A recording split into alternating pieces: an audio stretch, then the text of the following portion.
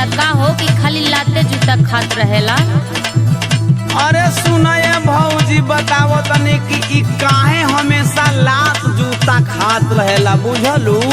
अच्छा तो ये देवरू तनी बताइए दो, हमहू जान ले तू काहे हमेशा लाते जूता खात रहेला। दिन भर पड़ल रहे लइकिन के पीछे, लइकिन के पीछे हो, लइकिन के पीछे।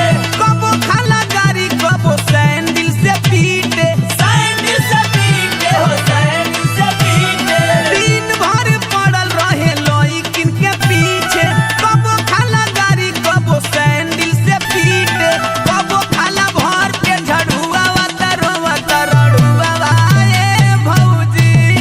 कबो खाला भर के झड़ुआ वतरवा तरड़ुआ ए भौजी। कबो खाला भर के झड़ुआ वतरवा तरड़ुआ ए भौजी। आ का जी दीवाना बबुआ, अब ही ले रड़ुहा काहे बाहो? अरे भौजी वहीं ले तू इहे नहीं खुजानो। अरे ना हो तनी बतावा, हमहू जान ले। कनिया बहुरिया बानी तो कैसे जाना? तला सुनी ल भौजी तू हूँ